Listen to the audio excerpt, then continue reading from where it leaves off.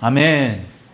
예, 오늘 종려주의를 맞이하는 예수님이 십자가에서 돌아가기 전 예루살렘에 입성하시는 것을 기념하는 그런 종려주일입니다. 그리고 저와 여러분들의 죄를 사여 주시고 구원하시기 위하여 십자가에서 죽음을 당하시고자 이제 고난주간의 시작이기도 합니다. 평소에도 이것을 절대로 잊지 않아야겠지만 특별히 이 고난주간은 더 깊이 예수 그리스도를 묵상하며 지냈으면 정말 좋겠다는 생각을 합니다. 우리가 지난주에는 마가복음의 말씀을 보았는데 오늘은 같은 사건이 놓여진 마태복음의 말씀입니다. 예수님이 지금 예루살렘으로 가시면서 예루살렘 동쪽으로 약 3km 정도 떨어진 이 베다니를 지나서 감람산 기슭에 있는 이 벳바게라는 곳에 이르게 됩니다. 그 벳바게에 이르렀을 때 오늘 우리가 1절을 읽은 이 말씀이 일어납니다. 같이 1절의 말씀 읽어봅시다. 시작.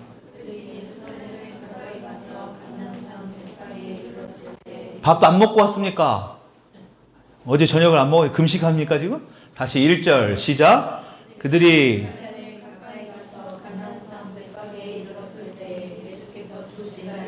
예수님이 예루살렘을 향해 가시다가 지금 벳바게에서 2명의 제자들을 보내시면서 한 가지 명령을 내리시죠. 그 명령이 뭡니까? 2절 다시 읽어봅시다. 이르시되 시작.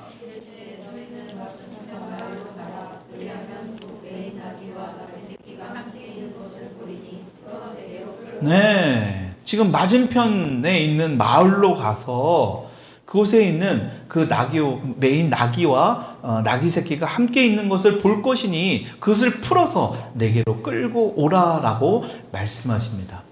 왜 예수님은 이 어린 나귀 새끼를 타고 예루살렘에 들어가려고 하실까? 여러분, 우리가 지난주에도 보았지만 예수님은 하나님의 말씀을 이루시기 위해서 이 작은 나귀 새끼를 타고 예루살렘에 들어가라 하신다고 그러셨죠? 우리 4절 말씀 읽어봅시다. 시작. 네, 선지자를 통하여 이룬 말씀, 그 선지자를 통하여 이룬 말씀이 우리 지난주에 봤던 스가랴서 말씀 9장 9절의 말씀입니다. 앞에 띄워놓은 말씀 읽어봅시다. 시작. 예루살렘에 따라 즐거이 부를지어다. 보라, 내 왕이 내게 임하시나니 그는 공의로우시며 구원을 베푸시며 겸손하여서 나귀를 타시나니 나귀의 작은 것 곧 그냥 나귀도 아니고 나귀 새끼라고 명확하게 이미 이 스가랴 선지자를 통하여 말씀하셨다는 겁니다. 근데 지금 이 마태복음에 나와 있는 21장 5절의 말씀, 이 스가랴 말씀을 인용한 말씀인데 약간 좀 달라 보입니다. 왜냐하면 구약 성경은 이 히브리어로 번역한 히브리어의 말씀이죠. 원어의 말씀이. 근데 지금 이 마태복음은 히브리어로 적힌 이 말씀을 지금 헬라어로 번역한 겁니다. 그러니까 이 번역하는 차원에서 이 단어 몇 개 정도가 좀 달라 보일 수는 있지만 내용은 그 뜻은 너무나 똑같다라는 겁니다. 중요한 것은 이 스가랴 선지자를 통하여 예언한 말씀이 언제였다고 그랬죠? 예수님이 지금 살아계시고 지금 예수님이 지금 예루살렘으로 지금 입성하시는 이때에 이 스가랴가 선지자가 선포한 예언한 말씀이 약 500여 년 전이다.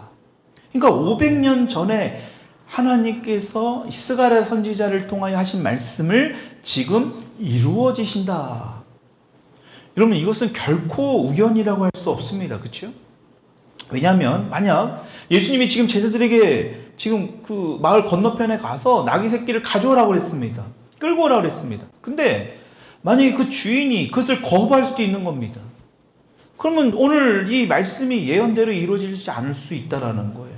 더 중요한 것은 그 맞은편에 어린 나귀 새끼가 있는지 없는지 그것을 우리가 어떻게 확신할 수 있습니까? 그러니까 예수님은 그것을 명확하게 알고 계셨다. 다시 말하면 성경에 예언된 그 구원자 메시아가 바로 예수님이다라는 사실을 지금 성경은 말씀하고 있는 거예요. 그러니까 우리가 지난주에는 무슨 말씀을 봤죠? 마가복음 말씀을 봤죠? 이 마가복음은 이 로마 그 이방인들을 위한 그 성경 말씀이라고 그랬잖아요. 그러니까 굳이 예수님이 메시아다라는 것을 굳이 예수님이 아브라함의 자손이라는 그 사실을 다윗의 자손이라는 사실을 알릴 이유가 없었습니다. 근데 마태복음에서는 분명하게 이 부분을 지적할 이유가 있겠죠. 왜냐하면 이 마태복음은 지금 이 많은 유대인들을 위해 쓴 그런 성경이기 때문에 이것을 명확하게 지금 말씀하고 있는 거예요. 그러니까 500여 년 전에 지금 지난번에 했던 마가복음에는 이 말씀이 인용되어 있지 않잖아요. 근데 마태복음에는 이 스가랴 말씀을 명확하게 지금 기록하고 있다는 겁니다. 결코 우연으로 이루어질 수 있는 일이 아니다. 이 말은 다시 말하면 하나님이 하신 말씀은 결코 실수가 없다는 겁니다. 이전에 있었던 500여 년 전에 말씀하신 그 말씀이 지금 명확하고 정확하게 지금 이루어지고 있다는 겁니다. 그만큼 우리가 신뢰할 수 있는 것이 바로 성경, 하나님의 말씀이다라는 것을 우리에게 보여주고 있는 거예요. 여러분, 그렇기 때문에 우리는 하나님 말씀이 기록된 이 성경을 열심히 읽고 묵상해야 될 이유가 바로 여기 있다는 겁니다. 여러분, 이 시간에도 성경을 읽고 싶어도 읽지 못하는 북한에 있는 사람이 있다는 것. 여러분, 북한에 있는 사람들은 성경을 못 읽어요. 성경이 발견되면 그들은 즉각 감옥입니다. 감옥도 아주 아오지 탄광 이런 데 끌려가서 정말 죽을 수도 있는 그런 엄청난 불안에 쌓여있는 북한에서는요, 이 성경을 마음대로 읽지 못합니다. 그리고 북한뿐만이 아니죠. 정말 아프리카나 저 오지에 있는 분들은 성경을 볼 수가 없잖아요. 여러분, 그런데 우리는 어떻습니까? 얼마든지 마음만 있어도, 여러분들이 얼마든지 읽고자 하는 마음만 있어도 요새는 다 어플을 통해서 성경을 볼 수도 있고 들을 수도 있다는 거예요. 여러분, 특히 오늘부터 시작되는 이 고난주간에 시작되는 이 한 주간 하나님 말씀을 더 깊이 묵상하고 하나님의 음성을 들으며 살아가는 한 주간이 될 수 있기를 축원합니다. 그냥 매번 맞이하는 그런 고난주간이 아니라 올해는 정말로 하나님 말씀을 먼저 우리가 그것을 붙들고 오늘 이 말씀을 통하여 우리에게 주시는 메시지가 바로 그런 겁니다. 하나님의 약속의 말씀은 반드시 이루신다는 거예요. 결코 틀림이 없음을 오늘 우리에게 말씀하고 있는 겁니다. 여러분, 오늘 본문 말씀을 보면서 중요한 것 중에 또 하나가 뭐냐? 우리 3절 말씀 다시 한번 읽어봅시다. 3절 시작.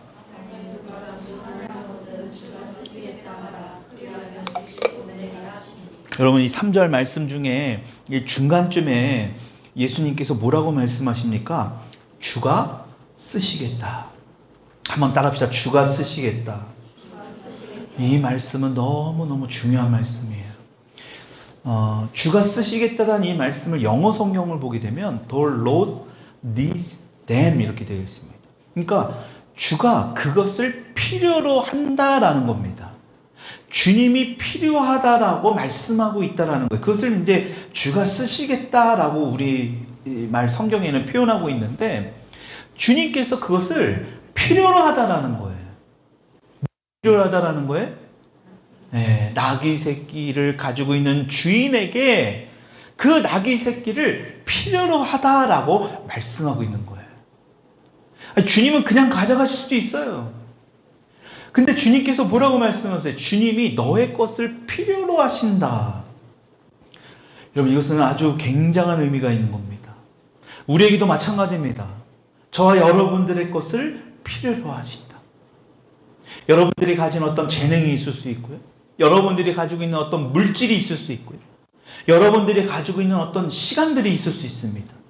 전부 다 주님께서 그것을 필요하시다라는 거예요. 사용하기를 원하신다라는 거예요. 우리가 가진 것이 크든 작든 그것이 우리의 생각으로 중요한 것 같든 중요하지 않은 것 같든 간에 그것과 상관없이 주님은 그것을 사용하기를 원하신다라고 우리에게 말씀한다라는 겁니다.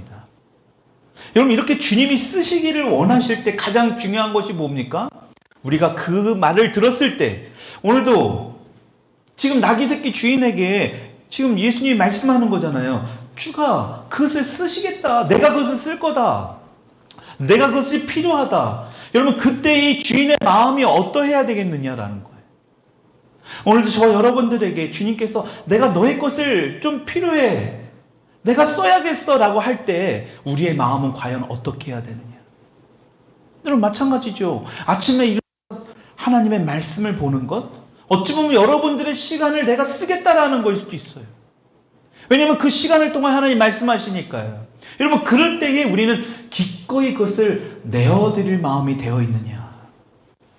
주님이 그것을 사용하시고자 할 때, 예, 주님 그렇게 하겠습니다. 내가 그것을 내어드리겠습니다. 내가 그 시간에 공부를 하지 아니하고, 내가 그 시간에 돈 버는 어떤 시간을 내가 할애하는 것이 아니고, 내가 어떤 그 시간에 다른 어떤 그 중요하다고 생각하는 그 무엇을 하지 않고, 주님과의 어떤 말씀을 보는 시간, 기도하는 시간, 여러분 그것을 쓰시다고 하실 때 우리가 내어드릴 마음이 있는지, 여러분 그것을 기꺼이 우리가 내어드릴 마음을 가질 때에, 그리고 또 그것을 내어드릴 때에 그것을 우리는 무엇이라고 하느냐? 한번 따라합시다. 헌신.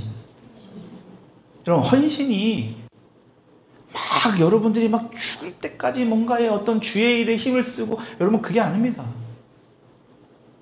여러분, 나귀 새끼, 이 나귀 주인에게 나귀 새끼가 얼마나 큰 비중을 차지하는지 성경은 정확하게 말씀하고 있지 않지만, 여러분 그것이 아무 가치가 없지는 않을 거 아니에요. 자기 건데.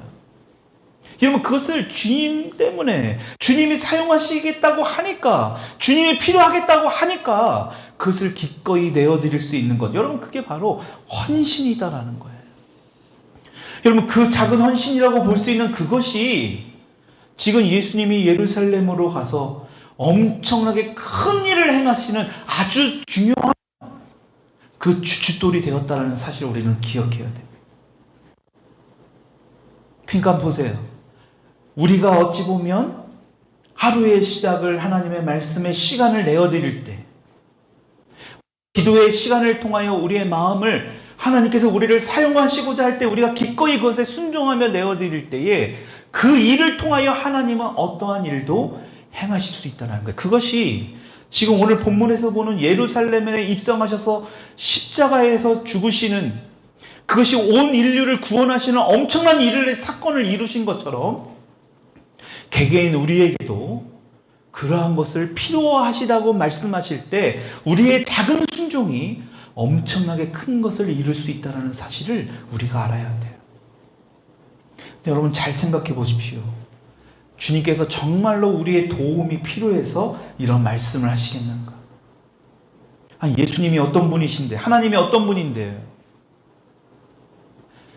예수 그리스도를 믿음으로 우리 가운데 와 계시는 그 성령님이 어떤 분이신데, 그 삼위일체가 되시는, 성삼위일체가 되시는 그 하나님 한 분이, 여러분 우리가 뭐라고, 모든 것의 주인이신 하나님께서 우리가 가지고 있으면 또 얼마나 가지고 있다고, 여러분들이 시간을 내면 또 얼마나 시간을 낸다고 그것을 필요하다고 하실까를. 우리가 하나님께 드리는 어떤 돈, 헌금, 시간, 헌신, 여러분 이거 없어도 여러분 다 이루실 수 있는 분이 전능하신 하나님이시라는 사실을 여러분 믿을 수 있기를 축원합니다. 저는 정말 믿습니다. 우리의 어떠한 도움이 없어도, 여러분들이 신앙생활을 안 해도 우리 주님은 뭐라고 말씀하셨어요? I am who I am. 나는 스스로 있는 자예요. 나는 나예요. 하나님은 그러한 분이십니다. 우리의 도움이 절대적으로 필요한 분이 아니에요. 그럼에도 불구하고 왜 오늘 성경 말씀을 통하여서 왜 우리의 도움이 필요한 것을 우리에게 말씀하고 있느냐라는 거예요. 여러분 잘 생각해 보세요. 하나님이 왜 우리의 도움이 필요할까? 뒤집어서 생각해 보면 우리의 것을 사용하신다는 것 자체가 우리에게는 뭐가 됩니까? 은혜가 되는 겁니다. 아주 귀한 게 되는 거예요.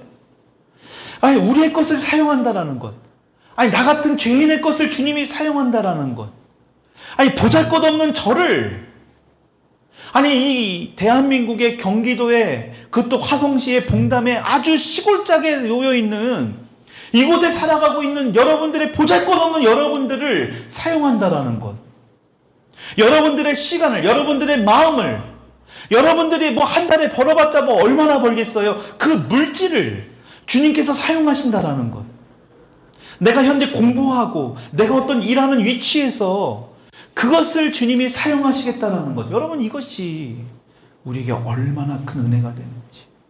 그러니까 여러분 보세요. 하나님께서 우리를 사용하시겠다는 것은 하나님을 위한 것이 아니라 누구를 위한 걸까요? 네? 우리 자신이에요. 바로 나 자신이에요. 저와 여러분들을 위함이지 결코 하나님을 위함이 아니다라는 거예요. 그러니까 우리가 주님이 필요하다라고 하시는 그것, needs, 주님이 무엇을 필요한지 우리는 알 수 없지만 우리에게 말씀하시잖아요. 그때마다 우리가 내어드릴 때, 우리가 정말 순종하는 마음으로, 기쁜 마음으로 주님 앞에 그것을 올려드릴 때에 오히려 그것으로 인한 이익은 바로 저라 여러분들이 된다는 거예요.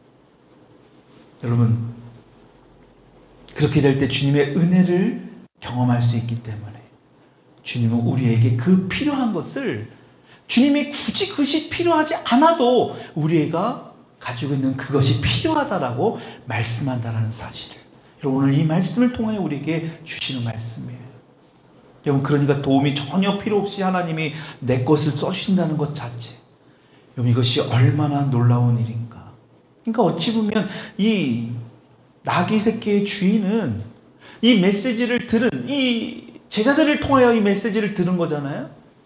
그러니까 주님이 그분이 누구신지를 알았을 겁니다. 이 나귀 주인은. 그러니까 기꺼이 하나의 망설임도 없이 바로 그냥 사용하도록 내어주었다는 거예요. 왜? 얼마나 큰 은혜를 이 주인은 누렸을까요? 나귀 주인이 감히 나를, 보잘것없는 나를, 이 벳바기에 살고 있는 이게 산 기슭입니다. 그냥 오늘날 따지면 시골이에요. 이곳에 살고 있는 나를 알아시고 나를 찾아와서 내 가지고 있는 이 나귀 새끼를 쓰시겠다고 하신 그 주님을 이 주인은 너무너무 감사의 마음으로 내어드렸을 거라는 겁니다. 여러분, 이렇게 예수님께서 이렇게 제자들에게 말씀하시고 나서 어떻게 합니까? 우리 6절 읽어봅시다. 6절 시작. 7절.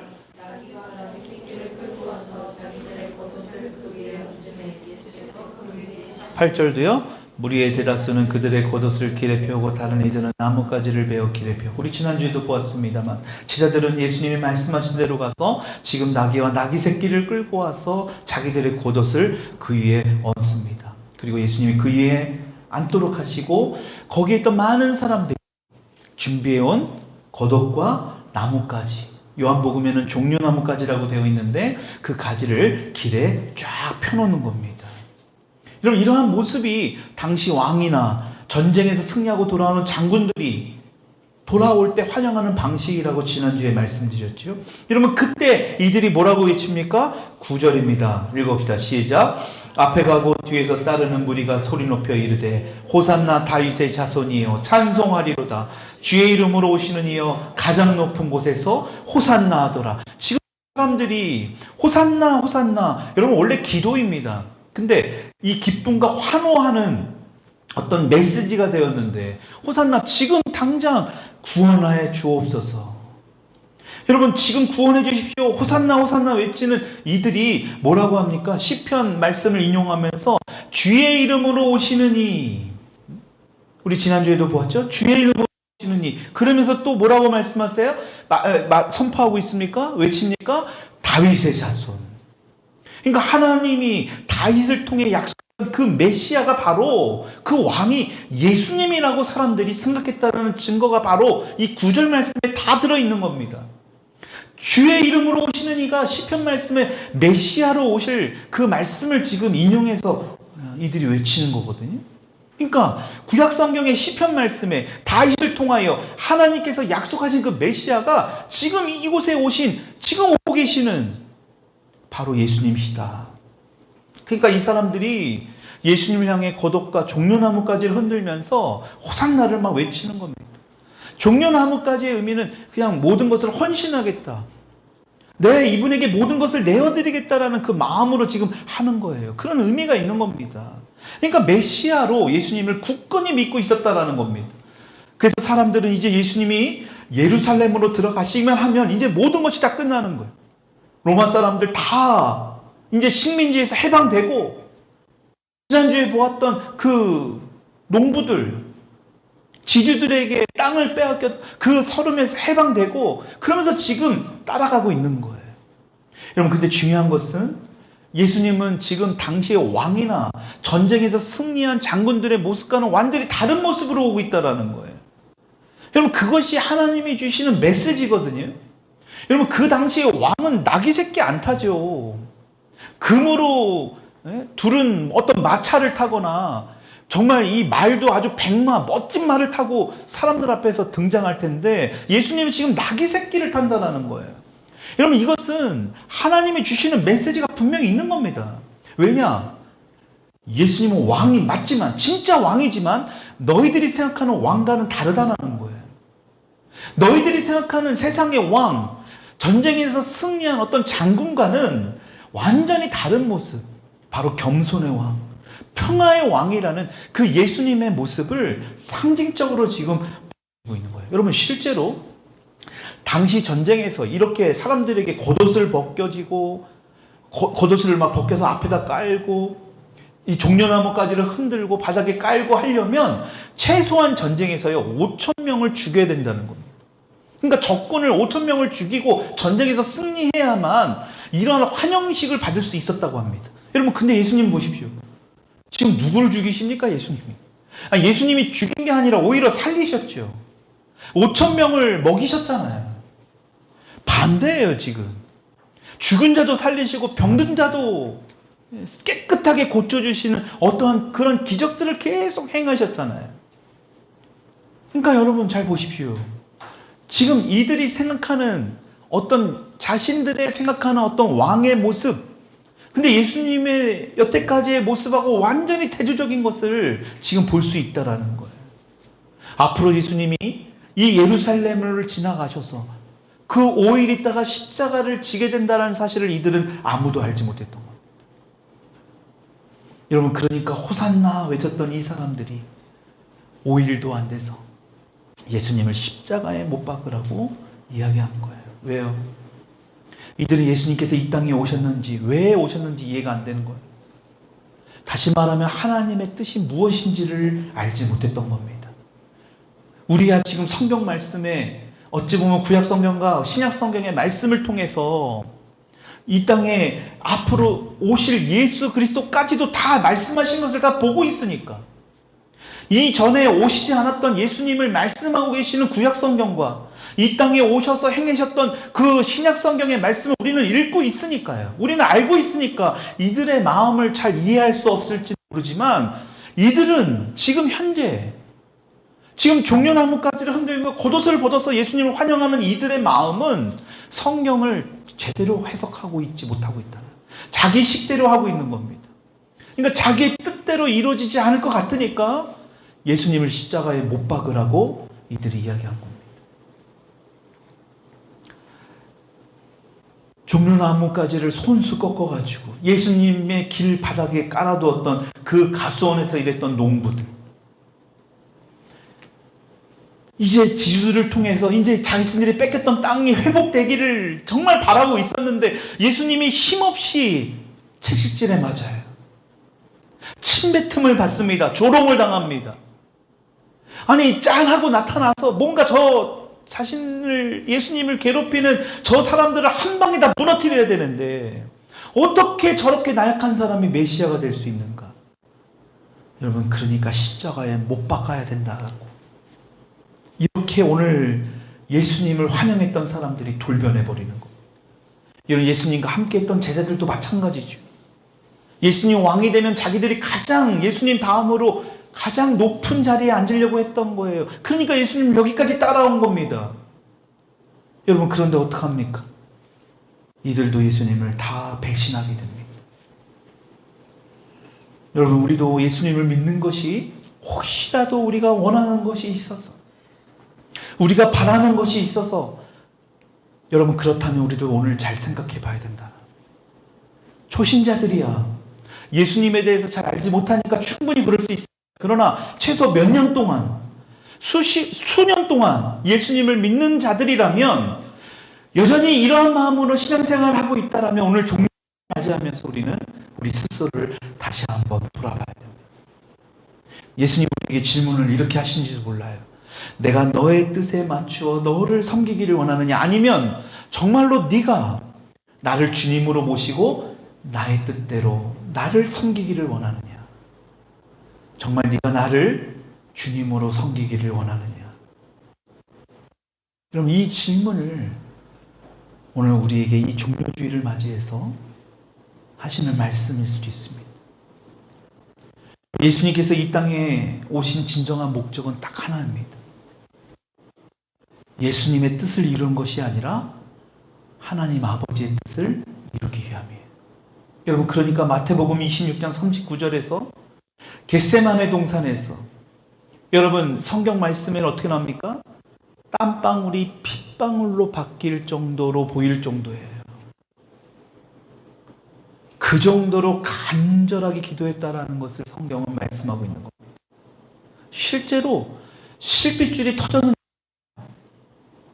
예수님의 그러한 그 간절한 기도, 왜냐, 예수님은 지금 이제 십자가를 짊어야 되는, 십자가의 길을 가야 된다는 것을 이미 다 아셨거든요. 그러니까 너무 힘들으셨던 겁니다. 여러분, 그렇게 기도하는 겟세마네 동산에서 기도하시는 예수님께서 뭐라고 말씀합니까? 마태복음 26장 39절에 이렇게 말씀하잖아요. 같이 읽어보십시다. 시작. 또 나아가서 얼굴을 땀에 대시고 그대로 기도하여 이르시되 내 아버지여, 만일 할 만하시거든 이 잔을 내게서 지나가게 하옵소서. 이 잔을 내게서 지나가게 하시옵소서. 십자가를 지지 않길 원합니다. 그 고통이 너무 크다라는 걸 예수님이 아신 거예요. 그 기도를 통해서 이 고통이 얼마나 큰지를, 그러니까 여러분, 저와 여러분들이 당하는 고통과는 비교할 수 없는 그 고통을 예수님은 지금 아신 겁니다. 그러니까 이거를 좀 어떻게 지나가게 해줄 수 있으면 좀 지나가게 해주십시오. 그러나 예수님은 기도가 끝나지 않아요. 그러나 붙어 읽어봅시다. 그러나 시작. 여러분, 이것이 가장 중요한 예수님의 어찌 보면 이 땅에서 행하셨던 모든 것의 핵심이 되는 겁니다. 그것을 우리에게 말씀하고 있는 겁니다. 내 뜻대로 하지 마시고, 내가 원하는 대로 하지 마시고, 누구의 뜻대로요? 아버지의 뜻대로. 우리의 기도가, 우리가 원하는 것이 뜻대로 되지 않을 때 우리는 원망할 때가 있죠. 하나님, 왜 내 뜻대로 이것이 이루어지지 않습니까? 하나님, 기도했는데 왜 이대로 행해지지 않습니까? 여러분, 우리는 예수님의 이 기도를 그때마다 생각해 봐야 될 필요가 있어요.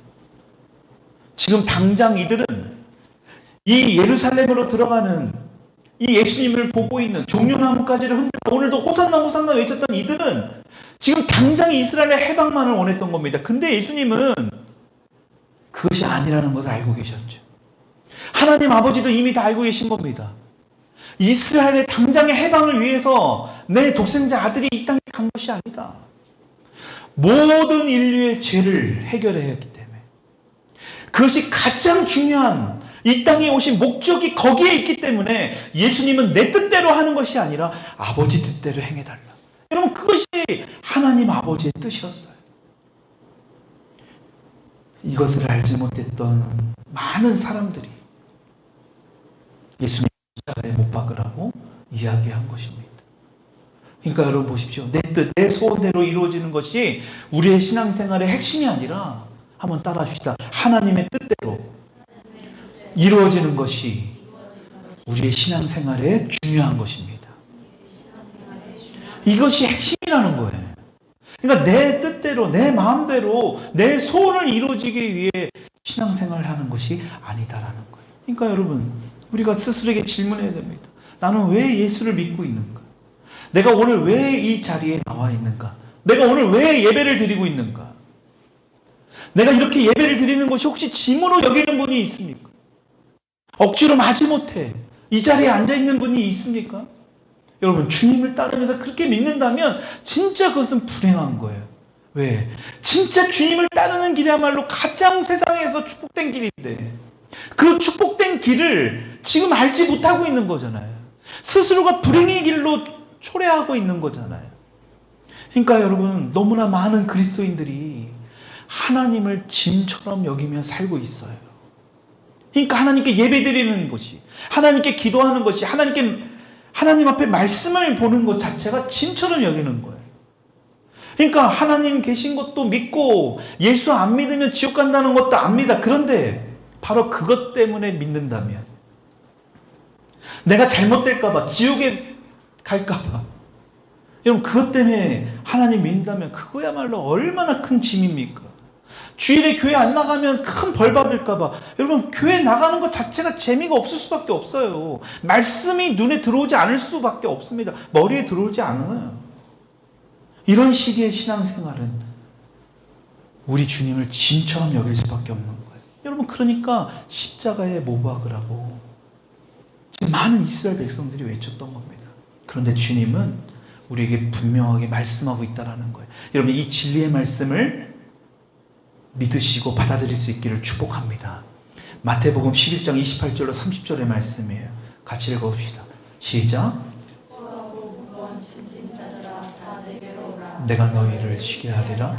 나는 마음이 온유하고 겸손하니 나의 멍에를 내게 배우라. 그리하면 너희 마음이 쉼을 이는 내 멍에는 쉽고 내 짐은 예수님께서 주시는, 그러니까 여러분 보세요. 나의 멍에를 매라. 세상의 멍에를 매니까 어렵고 힘든 겁니다. 내 생각에 멍에를 매니까 예수님께 나오고 하나님께 나오는 것 자체가 힘들고 짐이 되는 거예요. 예수님은 분명히 말씀하십니다. 내 멍에는 쉽고 내 짐은 가볍다. 오늘 설교 말씀의 제목이기도 합니다. 한번 따라해요. 내 멍에는 쉽고 내 짐은 가볍다. 그게 예수님이 하신 말씀이라고요. 그러니까 예수님께서 우리에게 말씀하는 거예요. 내 생각대로 내가 계획한 대로 되지 않아도 실망할 필요가 없다라는 겁니다. 낙심할 필요가 하나도 없다라는 거예요. 그럴 때일수록 너희들이 해야 될 건 무엇이냐? 주님의 멍에를 매야 된다. 여러분 그것이 바로 뭐냐? 마태복음 16장 24절에 이렇게 진리의 말씀을 우리에게 말씀합니다. 읽어봅시다. 시작. 누구든지 나를 따라오려거든 이것이야말로 예수님의 그 가벼운 멍에를, 예수님의 그 가벼운 짐을 질 수 있기 때문에 나를 따라야 된다는 거예요. 여러분 그러려면 뭘 해야 되느냐? 십자가를 져야 된다. 우리 각자에게 주어진 십자가. 그러니까 이것을 잘못 해석하게 되면 예수님처럼 똑같이 십자가에 매달려야 된다? 여러분 그것은 잘못된 교만입니다. 예수님처럼 십자가에 못 박힐 수 없어요. 그래서 실제로 수년 전에 어떤 그런 사입이 목사인지 뭐 어떤 잘못된 신앙인인지 모르지만 진짜 십자가의 모습으로 죽어있는 그런 시체의 모습으로 발견된 적이 있었어요. 말도 안 되는 겁니다. 우리의 십자가가 있습니다. 우리 각자의 십자가. 그것이 무엇인지 예수님은 우리에게 분명히 말씀하고 있는 거예요. 여러분 그 십자가를 지고 예수님을 따라야 된다. 여러분 그것이야말로 오늘 우리에게 말씀하시는 이 땅에서 살아갈 수 있는 그 방법, 이 땅에서 축복을 받으며 살아갈 수 있는 그 길을 우리에게 말씀하고 있다는 사실을 여러분 오늘 이 말씀을 반드시 기억하시면서 이 종료주일 고난주간을 맞이하면서 더 여러분들의 시간을 필요해요. 여러분들의 재능을 필요로 하십니다. 여러분들의 마음을 필요로 하시는 그 주님 앞에 내가 그것을 쓰시겠다라고 말씀하실 때에 여러분들이 기꺼이 내어드릴 수 있는 저와 여러분들이 될 수 있기를 주님의 이름으로 축원합니다. 우리 같이 이 시간 기도하십시다.